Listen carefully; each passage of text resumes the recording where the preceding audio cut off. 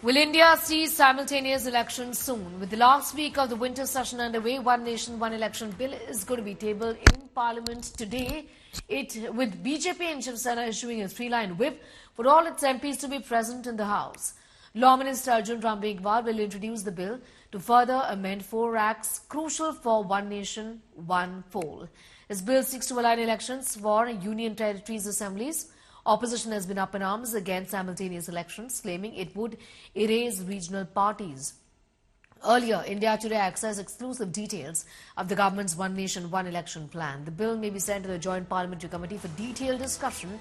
Sources say the centre is keen on a detailed discussion with all stakeholders, and a Joint Parliamentary Committee will hold talks with the representatives of all political parties. Speakers of all state assemblies may be called in, apart from intellectuals, opinion of common citizens from across the country.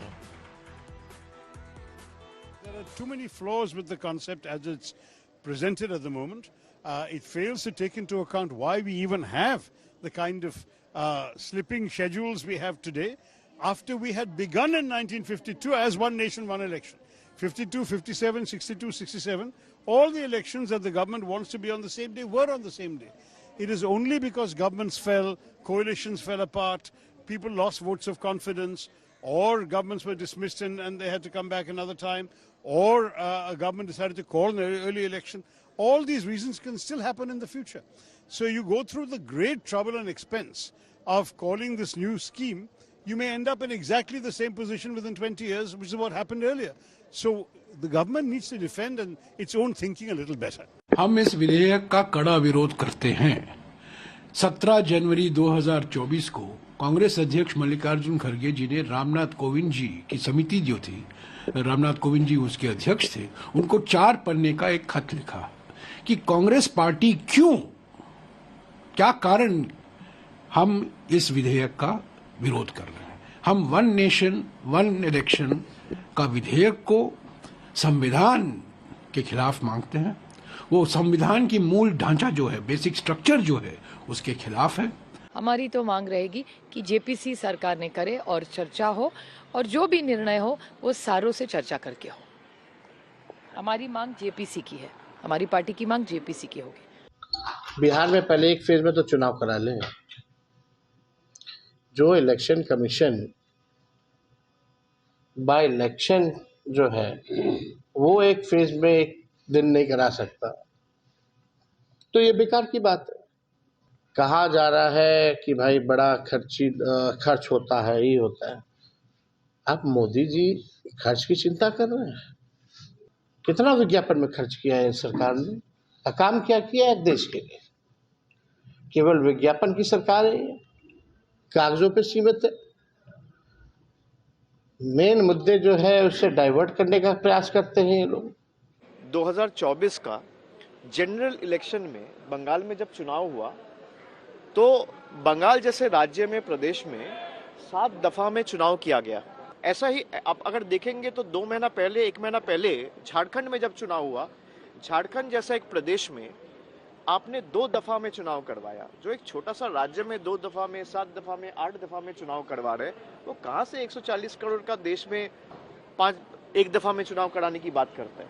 और जहां तक ये बात है, ये जनता का अधिकार छीनने वाली बात है। I don't know why they are trying to make the one nation, one election.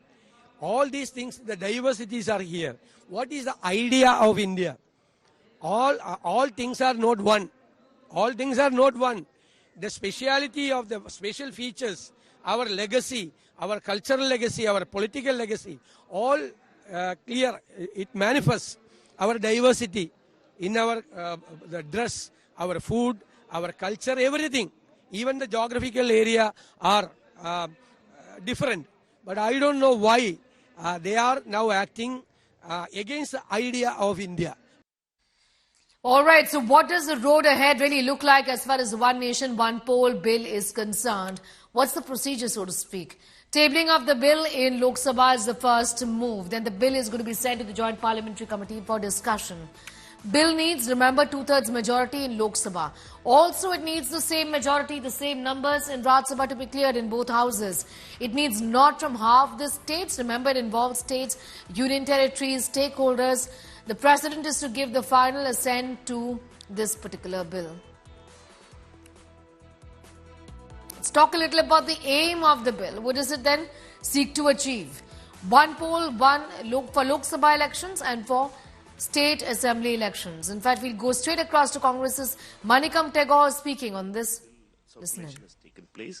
We want further discussion. We want the bill to be referred to the parliamentary committee, we should have all party members will be there. There will be a long discussion, and because this will have far-reaching impact, and smaller parties will be the biggest losers, and we all know that regional parties will be the biggest losers also.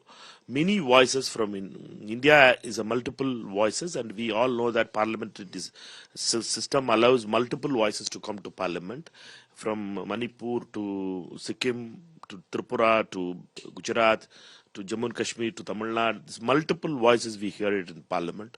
It gives that importance for us that we hear all the multiple voices, and we should not bulldoze these kind of things for the sake of diverting from the real issues.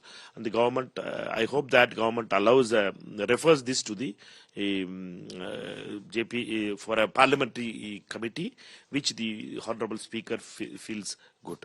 But how do you see the argument that has been put forward by the government that this is going to reduce the expenditure burden on the government, and this is going to, bring country out of, all the forever election mode that country stays? We all know that intention is the most important thing. This government's intention is not right. This government intention, if it would have been right, they should have shown it by conducting Haryana, Jammu and Kashmir, Jharkhand and Maharashtra elections together. They don't conduct like that. In Uttar Pradesh also, in 27, when they are going to conduct the election, there will be 6 phases. We all know that thing. Because their intention is a different thing. They want to just grab the headlines. They want the headline management. This government believes in only headline management. They don't have the intention to solve the real issues, and it's all GDP number and all others are only imaginary things for them. And we know that their intentions are not in the right way. The intention of the government is to demolish all the democratic processes, federal structure, as well as those aspirations, regional aspirations also, to be demolished on one election itself. All right, so Piyush is with us for more details on that big story. Piyush, we've told our viewers about this entire process. The fact of the matter is that in both houses, it requires 2/3 majority. The numbers, the number game is extremely important here. And the opposition has already expressed its disappointment about this particular bill, that they're not keen on it, isn't it? Listing various reasons. Just talk to us a little about how the numbers look like in favor of the BJP-led central government in both the houses, not just one. Well, absolutely, Sneha. Obviously, government would need a lot of numbers in its kitty to have the constitutional amendments passed, because you need a 2/3 majority in both the houses when there are,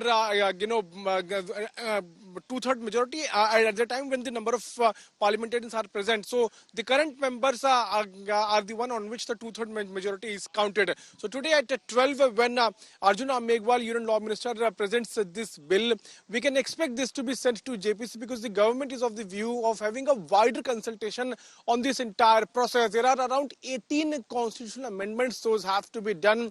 Various consultations will have to be done by the government, and after that itself, we can expect the implementation of One Nation, One Poll. But also that is another lengthy process, because one, you have to align Lok Sabha and Assembly polls first, and the second step is to align the local body polls, and that is again going to be a lengthy process. But sources are telling us that the government is not only in touch with its ally partner, but is also in touch with various other opposition political parties like BJD, YSRCP. Why? Because they are not going to be affected if there is any kind of change in election cycle. They are already having the assembly elections and Lok Sabha elections together, so government feels that they will not have any kind of problem. But still, government wants to have wider consultation, and that is why most likely after the introducing of this bill, it will be sent to JPC, and then the formation election of JPC will take place. We can see the similar sort of path which Waqf Amendment Act has seen in this bill also, but there are multiple constitutional amendments. Those have to be done. Also, what is important here is that for these amendments, the government will have to take the entire parliament in confidence. They will have to get 2/3 majority, which means that in Lok Sabha you will have more than 300 numbers in your kitty, and in Rajya Sabha also 2/3 majority is required. We'll have to wait and watch how it is going to further proceed. Though opposition is opposing this bill, opposition is claiming that it is an attack on federal structure.